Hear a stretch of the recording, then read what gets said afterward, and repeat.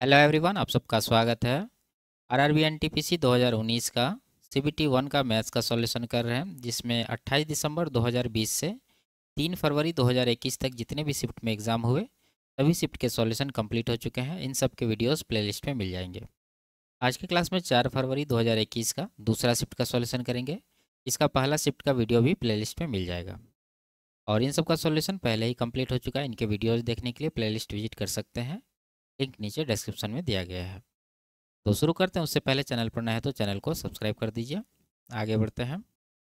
पहला सवाल है, एक आदमी के दैनिक कार्य घंटों में 35% की वृद्धि होती है और उसकी प्रति घंटे मजदूरी में 25% की कमी होती है।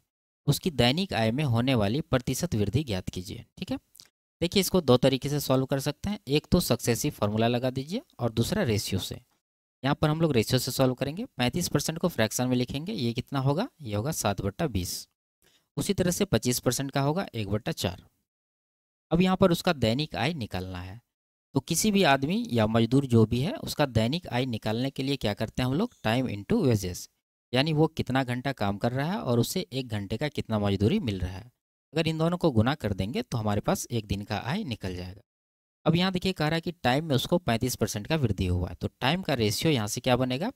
अगर वो 20 यूनिट टाइम पहले लगा रहा था तो अब कितना लगा रहा है, 7 अधिक लगा रहा है, यानी कि 27 यूनिट टाइम लगा रहा है। ठीक है, ये टाइम का रेशियो है। अब यहाँ से हम लोग देखेंगे मजदूरी का रेशियो इसका क्या हुआ है, 25% का कमी हुआ। फ्रैक्शन में अगर देखें तो अगर पहले 4 यूनिट उसको मजदूरी मिल रहा था तो अब कितना मिलेगा, एक कम मिलेगा, यानी कि 3 यूनिट ही मिलेगा। अब यहाँ जब दोनों को गुना करेंगे ऊपर नीचे तो हमारे पास आय निकल के आएगा। तो इधर गुना करेंगे तो 80 आएगा और इधर 81 आएगा, यानी 80 से 81, एक का वृद्धि है 80 के ऊपर, तो 1/80 कितना होता है, 1.25%। तो इसका जो ऑप्शन नंबर 1 है ये इसका सही आंसर है। ठीक है, आगे बढ़ते हैं।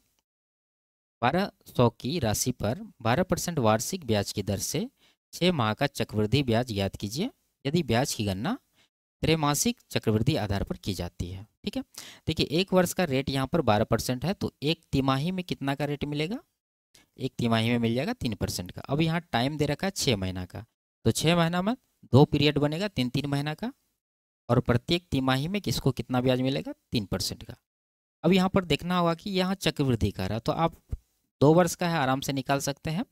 1200 क्या है इसका धनराशि यानी मूलधन है, तो पहला वर्ष जो उसको मिलेगा ब्याज कितना मिलेगा, 1200 का 3%, यानी कि यह हो जाएगा 36 रुपया। और दूसरा साल भी इसको मिलेगा 36 रुपया, लेकिन दूसरा साल प्लस में ये भी मिलेगा। ये जो पहला साल इसको 36 रुपया मिला है ब्याज में, इसका भी 3% यहाँ पर मिलेगा। तो 36 दिया 108, यानी कि 1.08 रुपया और मिलेगा। तो कुल इसका जो चक्रवृद्धि ब्याज बनेगा कितना बनेगा, 36 + 36 72, एक 73.08। तो 73.08 ऑप्शन नंबर डी में है, ये इसका आंसर होगा। आगे बढ़ते हैं। यदि 4 अंकों की सबसे बड़ी संख्या को 6 अंकों की सबसे छोटी संख्या से घटाया जाता है तो शेषफल कितना होगा। तो 6 अंकों की सबसे छोटी संख्या क्या बनेगा, 1 पर 5 जीरो, यानी कि 1 लाख। इसमें 4 अंकों की सबसे बड़ी संख्या यानी कि 9,999, इसमें माइनस करेंगे तो क्या मिलेगा हमारे पास, ये मिलेगा। ठीक है, तो ये जो है ऑप्शन नंबर डी इसका आंसर हो जाएगा। आगे बढ़ते हैं। एक बहुभुज में अंतःकोणों का योग बहिष्कोणों के योग का 3 गुना है। भुजाओं की संख्या ज्ञात कीजिए। देखिए बहिष्कोणों का योग हमेशा कितना होगा, 360 डिग्री। ठीक है, अब यहाँ अंतःकोण का योग कितना होगा, यहाँ क्या कर रहा है, इसका 3 गुना है, तो 360 का 3 गुना करेंगे तो 1080 यहाँ पर आएगा अंतःकोणों का योग। यहाँ क्या कर रहा है, भुजाओं की संख्या ज्ञात कीजिए। तो हम लोग यहाँ पर अंतःकोण निकालने का जो फॉर्मूला होता है वो लगा देंगे। क्या होता है, n-2 इंटू 180 डिग्री। यह होता है किसी भी बहुभुज के अंतःकोणों का योग निकालने का फॉर्मूला। ठीक है, तो यह अंतःकोण का योग हो गया और ये योग दिया कितना है यहाँ पर 1080, तो इसको 1080 के बराबर करेंगे। 0 से कट जाएगा, 18 से ये कट जाएगा 6 बार में, तो n का वैल्यू कितना आएगा, 2 इधर जाके प्लस होगा तो 6 2 8, यानी 8 भुजाएं हैं इसमें। ऑप्शन नंबर डी इसका आंसर होगा। आगे बढ़ते हैं। यदि ये दे रखा है तो ए बी सी डी के गुणनफल का अधिकतम मान कितना होगा। ठीक है, देखिए गुणनफल का मैक्सिमम वैल्यू पूछ रहा है। अगर हम लोग यहाँ पर एक उदाहरण से समझे, मान लीजिए कि कोई नंबर है 10। ठीक है, इसको 2 पार्ट में तोड़िए जिसका योगफल 10 हो जाए। तो अगर हम लोग 5 5 बराबर करके तोड़ें तो 5 5 10 हो जाएगा, लेकिन जब इसको गुना करेंगे तो गुना करने के बाद 5 × 5 कितना होगा, 25। अब दूसरा तरह से तोड़ेंगे, जैसे मान लीजिए 6 और 4 में तोड़ेंगे, तोड़ने के बाद तो 10 ही होगा, लेकिन गुना करने के बाद यहाँ पर हो जाएगा 24। उसी तरह से और भी तोड़ दीजिए, जैसे 3 साथ में तोड़ दीजिए तो 3 सतह कितना हो जाएगा 21। तो हम लोग देख रहे हैं यहाँ पर कि कोई भी नंबर को अगर दो पार्ट में हम लोग तोड़ रहे हैं तो उसका जो मैक्सिमम गुणनफल आ रहा है वो कहाँ आ रहा है, दोनों को बराबर वैल्यू में तोड़ने पर। ठीक है, तो इसी तरह से अगर 3 वैल्यू में तोड़ना होगा तो उसमें भी बराबर करना पड़ेगा हम लोग को। तो यहाँ पर देखिए चारों का योगफल कितना है, 4 है, तो मैक्सिमम वैल्यू 1 का कितना होगा, इसको बराबर भाग में बांटिए। तो बराबर में बांटने के लिए 4 पद है तो 4 से इसको डिवाइड करिए, यानी एक पद का वैल्यू कितना हो जाएगा 1/4। यानी कहने का मतलब है ए स्क्वायर बराबर 1/4 लिख सकते हैं। तो यहाँ से ए का वैल्यू कितना आएगा 1/2। सबका सेम है तो बी का भी 1/2 होगा, सी का डी का भी उतना ही होगा। तो सबका वैल्यू यहाँ पर रख दीजिए 1/2 गुना 1/2 गुना 1/2 गुना 1/2 गुना करेंगे तो 1/16 आ जाएगा। ऑप्शन नंबर कौन सा है, डी, ये इसका आंसर होगा। आगे बढ़ते हैं। एक आदमी 11 घंटे में एक यात्रा पूरी करता है। वह यात्रा के पहले आधे भाग में 25 किलोमीटर प्रति घंटा की चाल से और दूसरे आधे भाग में 30 किलोमीटर प्रति घंटा की चाल से यात्रा करता है। तो यात्रा की कुल दूरी ज्ञात कीजिए। ठीक है, इस तरह से जब आधा आधा तय करता है तो डिस्टेंस निकालने का जो फॉर्मूला होता है वो क्या होता है, 2 × S1 × S2 बटा S1 + S2 गुना टाइम। तो यहाँ पर 2 गुना S1 क्या होगा, पहला स्पीड, S2 दूसरा स्पीड। तो पहला हो गया 25, दूसरा हो गया 30 और नीचे दोनों को जोड़ के 55 देंगे गुना टाइम कितना है, यहाँ देखिए 11 घंटा। तो 11 से गुना करेंगे, कटाएंगे इसको 5 बार में, 5 से इसको कटा दीजिए 5 बार में, 5 दूना 10 गुना 30, ये हो जाएगा कितना 300 किलोमीटर। तो इसका जो आंसर होगा वो क्या होगा, ऑप्शन नंबर 2। आगे बढ़ते हैं। 28 सेंटीमीटर त्रिज्या वाले वृत्त के केंद्र पर 22 सेंटीमीटर लंबे चाप द्वारा आंतरिक कोण का माप डिग्री में ज्ञात कीजिए। ठीक है, तो देखिए मान लीजिए कि ये वृत्त है और ये केंद्र है इसका, इस तरह से एक त्रिज्या खींच देते हैं। तो ये जो चाप है यहाँ से यहाँ तक, इसका लंबाई कितना है, ये है 22 सेंटीमीटर और त्रिज्या है 28 और थीटा का वैल्यू यहाँ पर एंगल निकालना है। तो थीटा बराबर निकालने का क्या फॉर्मूला होता है, L/R। तो ये जो वैल्यू आता है ये आता है रेडियन में। ठीक है, तो डिग्री में पूछ रहा है तो हम लोग को बाद में डिग्री में बदल लेंगे। तो L कितना है, L है ये चाप का लंबाई, यही L है 22 और R कितना है 28 है। तो इतना रेडियन हुआ। अब रेडियन को डिग्री में बदलना है तो सीधा सीधा आप 180/π से गुना करिए। ठीक है, अगर इसको डिग्री में बदलना है, अगर डिग्री को रेडियन में बदलना रहता तो हम लोग π/180 से गुना करते हैं। ठीक है, तो यहाँ पर हम लोग क्या करेंगे 180/π, पाई का वैल्यू रख देंगे 22/7। तो 7 नीचे से ऊपर चला जाएगा। ठीक है, तो यहाँ दे देते हैं, कटाएंगे इसको 4 बार में, 22 कटेगा, 4 से इसको कटाएंगे 45 बार में। तो थीटा का वैल्यू कितना आ गया 45 डिग्री। ठीक है, तो ऑप्शन नंबर 3 इसका सही आंसर है। आगे बढ़ते हैं। एक वर्ग का क्षेत्रफल इतना है तो इसके विकर्ण की लंबाई ज्ञात कीजिए। देखिए क्षेत्रफल इतना है तो भुजा कितना हो जाएगा, इसका वर्गमूल, यानी कि 289 का वर्गमूल जब लेंगे तो ये आ जाएगा 17। विकर्ण निकालना तो विकर्ण क्या होता है √2a, यानी कि 17√2 कर देंगे। तो ऑप्शन नंबर 3 में है। आगे बढ़ते हैं। दो संख्याओं का HCF 19 है, उनके LCM के दो अन्य गुणनखंड 11 और 13 है। दोनों संख्याओं में से बड़ी संख्या कौन सी है। ठीक है, देखिए यहाँ पर अगर हम लोग यहाँ से एलसीएम निकालें तो क्या निकलेगा, एलसीएम निकालेगा, एक तो ये गुणनखंड है 11 और दूसरा गुणनखंड यहाँ दे रखा है 13 और तीसरा कौन सा होगा, ये तीसरा हो जाएगा HCF। ठीक है, HCF कितना है 19, यानी तो HCF आप यहाँ पर लिख सकते हैं। ठीक है, अब यहाँ क्या कर रहा है कि बड़ी संख्या, तो यह अगर हम लोग यहाँ पर देखें तो इसमें दो नंबर है, एक तो HCF गुना छोटी नंबर हो जाएगा, एक दूसरा हो जाएगा HCF गुना बड़ी नंबर। तो बड़ी संख्या पूछ रहा तो हम लोग को यहाँ से निकालना होगा, क्या होगा 13 गुना HCF, HCF कितना है 19, तो 19 गुना 13, 13 नमा 117 बचा 11, 13 का 13 और 11 कितना हो जाएगा 24। तो 247 जो है इस सवाल का आंसर हो जाएगा, ऑप्शन नंबर डी। आगे बढ़ते हैं। एक संख्या का 35% दूसरी संख्या के 30% के बराबर है, पहली संख्या दूसरी संख्या का अनुपात ज्ञात कीजिए।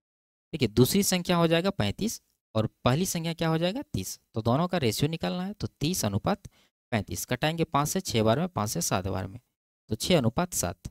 आगे बढ़ते हैं। 1 से 12 तक की संख्याओं के वर्गों का योग कितना होगा। ठीक है, तो यहाँ से फॉर्मूला लगा के निकाल लेंगे, क्या होता है लिख देते हैं फॉर्मूला n×n+1 × 2n+1/6 ये होता है। तो यहाँ पर n क्या हो जाएगा, लास्ट टर्म जो 12 दिया है ये, तो 12 गुना 12 1 13, इधर 12 दूना 24 1 27, 12 दूना 24 1 25 और नीचे हो जाएगा 6, कटा देंगे 2 बार में, 13 दूना 26 और गुना 25 करेंगे तो 26 गुना 25 कितना हो जाएगा, इधर हो जाएगा आपको 25 दूना 50, 500 और 150, 650 ऑप्शन नंबर 3 में है, तो ये इसका आंसर हो जाएगा। आगे बढ़ते हैं। इसका मान निकालना है, तो देखिए कॉस 15 डिग्री और साइन 15 डिग्री दोनों का वैल्यू क्या होता है, बराबर होता है। जब दोनों का बराबर है तो अगर इसमें इसको घटाएंगे तो इसका वैल्यू क्या होगा, जीरो होगा। ऊपर जीरो बन गया तो नीचे से कोई मतलब नहीं है, जीरो ही इसका आंसर हो जाएगा, ऑप्शन नंबर डी। ठीक है, और इसका वैल्यू कितना होता है, √3 + 1/2 √2। ठीक है, ये होता है कॉस 15 या साइन 75 दोनों का। अगर हम लोग कॉस 75 का निकालेंगे तो सिर्फ यहाँ पर क्या करना है, माइनस लगा देना है, वही वैल्यू हो जाएगा साइन 15 का। ठीक है, आगे बढ़ते हैं। दो राशियों का अनुपात 3:5 है। यदि प्रत्येक राशि में 9 घटाया जाता है तो अनुपात 5:9 हो जाता है। छोटी राशि ज्ञात कीजिए। तो क्या है रेशियो, ये 3:5 है, और लास्ट में क्या है, 5:9 है। ये चेंज कितना है, 9 घटाया जा रहा है, तो दोनों में 9 हम लोग क्या करेंगे, माइनस करेंगे। क्रॉस मल्टीप्लीकेशन करके अंतर 9×9 = 27, इधर 25, अंतर आ रहा है 2 का। इधर कितना आएगा, 9×9 = 81, 9×5 = 45, तो ये आ जाएगा सीधा सीधा, यहाँ देख लीजिए 4 का अंतर है, 4×9 = 36 हो जाएगा ये। तो यहाँ पर 18 गुना है, छोटा नंबर पूछ रहा तो कितना है, 3 है, तो 3 का भी 18 गुना करेंगे तो कितना आएगा, 18×3 = 54, ऑप्शन नंबर 2 में है। आगे बढ़ते हैं। एक दैनिक मजदूर 5,850 में कुछ निश्चित दिनों के लिए मजदूरी पर रखा जाता है, लेकिन कुछ दिन अनुपस्थित रहने के कारण उसे केवल 5,200 रुपये का भुगतान किया गया। उसकी अधिकतम संभव दैनिक मजदूरी कितनी थी। ठीक है, तो ये जो अधिकतम संभव दैनिक मजदूरी है वो क्या हो जाएगा, इन दोनों का HCF। ठीक है, तो HCF हम लोग निकाल लेंगे। पहला नंबर है 5,850, दूसरा है 5,200। तो HCF निकालने के लिए पहले अंतर लीजिए, दोनों का अंतर आएगा 650। अब यहाँ पर चेक करना होगा कि 650 से दोनों नंबर डिविजिबल है कि नहीं है। अगर देखें यहाँ पर तो 6×9 = 54, 5×9 = 45, ये भी ये 650 से डिविजिबल है, कितना बार में, 9 बार में। अगर यहाँ देखें तो 6×8 = 48, 480 और 40, ये भी कट रहा है 8 बार में। ठीक है, तो इसका मतलब यही नंबर जो है HCF होगा, और यही इसका आंसर भी होगा। तो 650 ऑप्शन नंबर 2 में है, ये इसका आंसर हो जाएगा। आगे बढ़ते हैं। रीचा ने 6,50,000 में एक कार खरीदी, फिर इसे 7,80,000 में बेच दिया। कार बेचने पर उसे कितने प्रतिशत लाभ हुआ। ठीक है, देखिए लाभ प्रतिशत ही निकालना, तो यहाँ पर रेशियो ले लीजिए, 4 जीरो कटा दीजिए इधर से और यहाँ से भी। अब 65 है, 78 है, 13 से कट रहा है, 13 बजे 65, 13×6 = 78, यानी 5 का सामान 6 में बिक रहा है। एक का प्रॉफिट है 5 के ऊपर, 1/5 कितना होता है, 20%। ऑप्शन नंबर डी इसका आंसर है। आगे बढ़ते हैं। ये किसके बराबर है, ठीक है, तो निकालना होगा। इसको निकालने के लिए क्या करते हैं हम लोग, पहले रेकरिंग और पॉइंट को भूल जाइए, कितना नंबर बनेगा, 532। अब उसमें वो माइनस करेंगे कि जो दशमलव के बाद वाला नंबर का रेकरिंग नहीं हो रहा, तो यहाँ पर 5 है जिसका रेकरिंग नहीं हो रहा, तो -5 कर देंगे। और नीचे जितना अंक का रेकरिंग हो रहा है उतना 9 देंगे, और जितना का नहीं हो रहा है उतना 0 देंगे। तो एक अंक का नहीं हो रहा तो 1 0 देंगे। ठीक है, तो माइनस करेंगे इसमें, तो ये आएगा 527 और नीचे आ जाएगा 990। तो यही इसका आंसर हो जाएगा, ऑप्शन नंबर 2। आगे बढ़ते हैं। एक स्कूटर चालक 50 किलोमीटर प्रति घंटा के चाल से चल रहा है, वह 2.5 घंटे में कितनी दूरी तय करेगा। तो 50 का 2.5 गुना जब करेंगे तो कितना हो जाएगा, 125 किलोमीटर, ऑप्शन नंबर ए। आगे बढ़ते हैं। एक समद्विबाहु समकोण त्रिभुज का क्षेत्रफल 81 सेंटीमीटर स्क्वायर है, इसके कर्ण की लंबाई ज्ञात कीजिए। तो समद्विबाहु समकोण त्रिभुज का जो क्षेत्रफल निकालने का फॉर्मूला होता है, एक तो होता है आधार गुना ऊंचाई 1/2, दूसरा होता है 1/4 गुना कर्ण का स्क्वायर। ठीक है, इसको 81 के बराबर कर दीजिए। तो यहाँ से h का वैल्यू क्या आएगा, 81 और 4 इन दोनों का वर्गमूल, तो 81 का तो 9 आएगा, 4 का 2 आएगा, तो 9 दूना 18। तो h का वैल्यू कितना आ गया, यानी कि कर्ण का 18, ऑप्शन नंबर 1 में है, यही इसका आंसर हो जाएगा। आगे बढ़ते हैं। राकेश प्रत्येक 3 वर्षों में 2 बार रक्तदान करता है और हर बार 330 ml रक्त दान करता है। 6 वर्षों में वह कितने लीटर रक्तदान करेगा। देखिए 3 वर्ष में 2 बार करता है, तो 6 वर्ष में कितना बार करेगा, 4 बार, और प्रत्येक बार में वह 330 ml देता है, तो 4 बार में कितना देगा, गुना करना पड़ेगा 330 ml को। तो ये आएगा कितना, 4×3 = 12 और 120, यानी कि 1320 ml। यहाँ लीटर में आंसर है, तो इसको हम लोग 1000 से डिवाइड करेंगे। जब 1000 से डिवाइड करेंगे तो कितना आएगा, 1.32 लीटर। ऑप्शन नंबर 3 इसका सही आंसर है। आगे बढ़ते हैं। एक पहिए का व्यास 88 सेंटीमीटर है, इसके द्वारा 8712 मीटर की दूरी तय करने में किए गए घूर्णनों की संख्या ज्ञात कीजिए। ठीक है, तो साधारण सा सवाल है, दूरी को परिधि से डिवाइड करेंगे। तो दूरी यहाँ पर देखिए मीटर में है, परिधि सेंटीमीटर में है। ठीक है, यानी व्यास है तो परिधि भी सेंटीमीटर में आएगा, तो यहाँ पर यूनिट को सेम करना पड़ेगा। तो हम लोग दूरी को सेंटीमीटर में बदल लेते हैं, तो कितना हो जाएगा 87 12 गुना 100 कर देंगे, ये सेंटीमीटर में आ गया। अब इसको परिधि, तो पहिए का परिधि क्या होगा, व्यास अगर दिया है तो पाई गुना डी होता है, तो पाई का वैल्यू 22/7 और गुना डी है 88। ठीक है, अब देखिए यहाँ पर यहाँ से 7 हटा दीजिए क्योंकि ये 7 ऊपर जाएगा गुना में, तो कटाना होगा। तो कटाने से पहले हम लोग देखेंगे, यहाँ पर देखिए 7 है और नीचे से 7 कहीं से नहीं कट रहा है, तो ये जो है आंसर वो 7 का मल्टीपल होगा। अगर ऑप्शन चेक करें तो ये 7 का मल्टीपल नहीं है, ये भी नहीं है, ये भी 7 का मल्टीपल नहीं है, ये 7 का मल्टीपल है, तो यही इसका आंसर हो जाएगा। ठीक है, बाकी इसको आप कटा के गुना कर सकते हैं। आगे बढ़ते हैं। यदि दो संख्याओं का योग 84 है, उनके एचसीएफ और एलसीएम क्रमशः 3 और 124 है, तो दोनों संख्याओं के व्युत्क्रम का योग कितना होगा। मान लेते हैं संख्या ए और बी है, तो इसका व्युत्क्रम कितना होगा 1/a प्लस 1/b। दोनों को जोड़ेंगे तो एलसीएम ए बी आएगा और ऊपर आ जाएगा a प्लस बी। तो ऊपर में तो दोनों का योग आ गया जो कि दे रखा है 84, 84 दे देंगे, और नीचे दोनों का गुणनफल जो कि हो जाएगा एलसीएम गुना एचसीएफ, क्योंकि दो संख्याओं का गुणनफल बराबर होता है दोनों संख्याओं के एचसीएफ और एलसीएम के गुणनफल के। तो यहाँ पर 3 गुना 124 करेंगे। ठीक है, तो 3 से कटाएंगे 28 बार में, और यहाँ पर कट जाएगा आपको 4 से 7 बार में, 4 से 31 बार में, तो 7/31 ऑप्शन नंबर डी इसका आंसर होगा। आगे बढ़ते हैं। दो संख्याओं का योगफल 80 है और उसका अंतर 8 है, पहली संख्या और दूसरी संख्या का अनुपात ज्ञात कीजिए।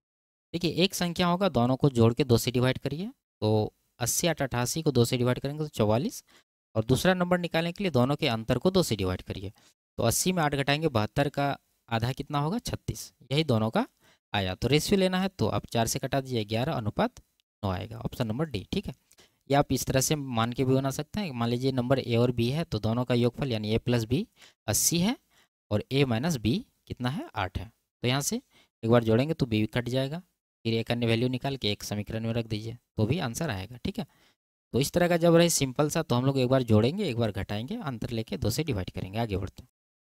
40 वस्तुओं का विक्रय मूल्य 35 वस्तुओं के क्रय मूल्य के बराबर है, लाभ अथवा हानि प्रतिशत ज्ञात कीजिए। ठीक है, तो यहाँ पर देखिए क्रय मूल्य क्या हो जाएगा 40 और विक्रय मूल्य 35। ठीक है, हम बताए हैं, तो यहाँ पर कहने का मतलब है कि 40 का सामान जो है 35 में बिक रहा है। ठीक है, तो कितना का नुकसान है यहाँ पर 5 का नुकसान है 40 के ऊपर, 5/40 यानी कि 1/8 होगा, 1/8 कितना होता है 12.5%, तो ऑप्शन नंबर सी में है 12.5% का हानि, यही इसका आंसर हो जाएगा। आगे बढ़ते हैं। एक कुत्ते ने 280 मीटर की दूरी पर एक बिल्ली को देखा, बिल्ली तुरंत ही 10 किलोमीटर प्रति घंटा की चाल से भागती है और कुत्ता भी उसे पकड़ने के लिए 24 किलोमीटर प्रति घंटा की चाल से उसके पीछे भागता है। कुत्ते को बिल्ली पकड़ने में कितना समय लगेगा। ठीक है, देखिए यहाँ पर अगर हम लोग देखें कि कुत्ता जो है बिल्ली को देखने के बाद वो 24 किलोमीटर प्रति घंटा की चाल से भागना शुरू करता है और बिल्ली भी भागती है 10 किलोमीटर प्रति घंटा की चाल से, तो इसका जो रिलेटिव स्पीड होगा यानी किस स्पीड से कुत्ता बिल्ली का पीछा करेगा वो हो जाएगा इन दोनों का अंतर, यानी कि 14 किलोमीटर प्रति घंटा। ठीक है, और दोनों के बीच का जो दूरी है वो कितना है 280 मीटर, तो 280 मीटर को ये चाल से डिवाइड करिए, तो ये चाल किलोमीटर प्रति घंटा में है, तो इसको हम लोग क्या करेंगे मीटर प्रति सेकंड में बदलेंगे क्योंकि ये दूरी मीटर में है। तो बदलने के लिए हम लोग क्या करते हैं 14 को 5/18 से गुना करेंगे। ठीक है, तो 2 से कटाएंगे 7 बार में, 2 से 9 बार में, यानी 35/9, तो 35 नीचे रहेगा 9 ऊपर चला जाएगा, तो 7 से कटाएंगे 5 बार में, 7 से 40 बार में, 5 से 8 बार में, 8 9 72, ये 72 सेकंड का टाइम लेगा। ठीक है, तो मिनट में है तो इसको 60 से डिवाइड कर दीजिए, मिनट में आ जाएगा 6 से 12 बार में, यानी 1.2 मिनट, तो ऑप्शन नंबर 2 में है, ये इसका आंसर हो जाएगा। आगे बढ़ते हैं। इसका एलसीएम निकालना है, तो एलसीएम निकालने के लिए फ्रैक्शन में क्या करते हैं हम लोग ऊपर वाला का एलसीएम निकालते हैं, तो कितना आएगा इधर देखिए 8 आ गया, इधर 35, यानी 35 गुना 8 इसका एलसीएम होगा, और नीचे वाला का एचसीएफ, तो एचसीएफ कितना होगा यहाँ देखिए मिनिमम 3 है जो तीनों में ये सब नंबर में कॉमन है, तो एचसीएफ आ जाएगा 3, तो ये 35 गुना 8, 35 चौके 140 दुना 280/3, कौन सा ऑप्शन है ऑप्शन नंबर 2। आगे बढ़ते हैं। 12 सेंटीमीटर भुजा वाले समबाहु त्रिभुज का क्षेत्रफल ज्ञात कीजिए, तो क्या करते हैं हम लोग इसका हाफ करेंगे, यानी कि 6 होगा, 6 का स्क्वायर 36, उसमें √3 लगाएंगे, ऐसे ही निकालते हैं, तो यही इसका आंसर हो जाएगा। आगे बढ़ते हैं। 12 मीटर लंबे और 8 मीटर चौड़े एक कमरे के फर्श को अधिकतम संभावित क्षेत्रफल वाले वर्गाकार डिजाइनों से सजाया जाना है, आवश्यक वर्गाकार डिजाइनों की संख्या ज्ञात कीजिए। तो वो जो वर्गाकार डिजाइन का भुजा होगा वो क्या होगा, इन दोनों का एचसीएफ, यानी कि 12 और 8 का एचसीएफ। तो एचसीएफ निकालेंगे तो कितना आएगा, 4। तो अब निकालते हैं नंबर कि कितने लगेंगे। तो आयताकार जो कमरा का फर्श है उसका क्षेत्रफल कितना होगा, लंबाई गुना चौड़ा, यानी कि 12 गुना 8। और ये जो टाइल्स का निकला है या डिजाइन का भुजा कितना निकला है, 4। तो भुजा 4 है तो इसका क्षेत्रफल कितना होगा, 4 का स्क्वायर, यानी कि 4 गुना 4 इसको लिख सकते हैं। कटा दीजिए इसको 2 बार में, इसको 3 बार में। 3 गुना 2 6, तो 6 ही इस सवाल का आंसर होगा। आगे बढ़ते हैं। एक समपंचभुज के कोण के माप और समअष्टभुज के कोण के माप का अनुपात ज्ञात कीजिए। ठीक है, देखिए यहाँ स्पष्ट नहीं किया है कि अंतःकोण है या बाह्यकोण है, तो हम लोग पहले बाह्यकोण निकालेंगे। तो क्या होता है, निकालने के लिए क्या करते हैं, 360 को जितना भुजा है उससे डिवाइड करते हैं। तो यहाँ पर पंचभुज है तो 5 से डिवाइड करेंगे, और दूसरा है अष्टभुज तो 8 से इसको डिवाइड करेंगे। 5 से कटाएंगे इसको, ये कट जाएगा 72, और इसको कटाएंगे तो ये 45, यानी इन दोनों का क्या रेशियो आएगा। अगर रेशियो लेंगे तो 9 से कटाएंगे, 9 8 72, 9 बचे 45, 8:5 ऑप्शन में नहीं है, का मतलब अंतःकोण कर रहा है। तो देखिए यहाँ पर ये जो निकला है 72 और 45, ये बाह्य कोण है। ठीक है, अंतःकोण निकालने के लिए हम लोग को 180 में ये बाह्य कोण माइनस करना पड़ेगा। तो समपंचभुज का जो अंतःकोण आएगा वो कितना आएगा, 180 माइनस 72, यहाँ लिख देते हैं हम 180 माइनस 72। और अष्टभुज का जो आएगा वो कितना आएगा, 180 माइनस 45। तो इसका घटाएंगे जब तो 108 बचेगा, इसको घटाएंगे तो कितना बचेगा, 135। ठीक है, 27 से 27 चौके 27 पंचे होता है, तो 4:5 इसका रेशियो आया है, ऑप्शन नंबर सी में दिया है, ये इसका आंसर हो जाएगा। ठीक है, आगे बढ़ते हैं। कोण 54 डिग्री का मान रेडियन में बताना है। ठीक है, तो 54 डिग्री है, रेडियन में बदलना है तो पाई बटा 180 से गुना करेंगे। ठीक है, और रेडियन को डिग्री में बदलने के लिए 180 बटा पाई से, तो 18 से 3 बार में, 18 से 10 बार में, तो 3 पाई बटा 10 ऑप्शन नंबर डी में है, ये इसका आंसर हो जाएगा। आगे बढ़ते हैं। यदि 1 से 26 तक की ऐसी संख्याएं जो 2 से विभाज्य है को अवरोही क्रम में व्यवस्थित किया जाए तो कौन सी संख्या नीचे से 9वें स्थान पर होगी। ठीक है, अगर हम लोग देखें 1 से जो 2 से डिविजिबल है तो पहला नंबर कौन सा होगा, 2 होगा, उसके बाद 4 होगा, फिर 6 होगा, इसी तरह से अंतिम नंबर कौन सा हो जाएगा, 26। ठीक है, और यहाँ पर क्या करा, अवरोही क्रम में व्यवस्थित करके नीचे से 9वां पद निकालना है। तो कहने का मतलब उसका वही है कि इधर से नीचे से शुरू हो रहा है, उधर से 9वां पद निकालिए। तो आरोही क्रम में रहे या अवरोही क्रम में, तो 9वां पद ही निकालना है नीचे से। तो इस तरह से भी हम लोग जब निकालेंगे तो उतना ही आंसर आएगा। तो यहाँ से 9वां पद निकाल देते हैं। तो nth टर्म निकालने का फॉर्मूला क्या होता है, a plus n minus 1 into d. तो a है हमारा 2 प्लस n कितना है, ये n हो जाएगा 9। तो 9 में से एक माइनस करेंगे 8, गुना कॉमन डिफरेंस कितना का है, 2 का, तो 2 से गुना करेंगे। 8 दूना 16 प्लस 2 18, इस सवाल का आंसर आएगा ऑप्शन नंबर डी। ठीक है, आगे बढ़ते हैं। इसमें कह रहा है कि छात्रों द्वारा विज्ञान विषय में प्राप्त किए गए औसत अंक ज्ञात कीजिए। तो विज्ञान यहाँ पर है, सबको जोड़ेंगे। 5 2 7 7 9 16 बचा 1, 7 1 8 8 16 8 24 8 32 6 38 386, इसको 5 से डिवाइड करेंगे क्योंकि 5 यहाँ पर विद्यार्थी है। तो कटाएंगे 5 7 35, 3 36 हुआ, और यहाँ पर 5 7 35, 5 दूना 10, 77.2। तो ऑप्शन नंबर 1 में है, ये इसका आंसर हो जाएगा। आगे बढ़ते हैं। किस छात्र ने कम से कम 2 विषय में उच्चतम अंक प्राप्त किए हैं। ठीक है, तो निकाल लेते हैं। ऑप्शन देखिए, 4 नाम है, कौन सब है, आलिया, जस्टिन, जीवा, हैतल। तो आलिया, जस्टिन, जीवा, हैतल, कुबेर नहीं है, इसको हटाइए। अब यहाँ पर मैक्सिमम देखना है कि 2 विषय में। अगर जीवा का देखें पहला का, तो मैक्सिमम कितना है, 82 और 86। ठीक है, 86 और 82। और जस्टिन का अगर देखें तो 88 85, 88 85। उसके बाद एयरटेल का देखें तो ये कितना है, 85 और 82, 85 82। उसके बाद आलिया का देखें तो 90 और 80, 90 और 80। तो 2 विषयों में उच्चतम अंक पूछ रहा है, तो कहाँ पर मैक्सिमम हो जाएगा जोड़ने पर, ये हो जाएगा आपको 8 8 16 160 173, और यहाँ पर हो जाएगा 170। तो यहाँ पर मैक्सिमम हो रहा है। ठीक है, तो ये इसका किसका है, ये जस्टिन का, जस्टिन ही सवाल का आंसर हो जाएगा। आगे बढ़ते हैं।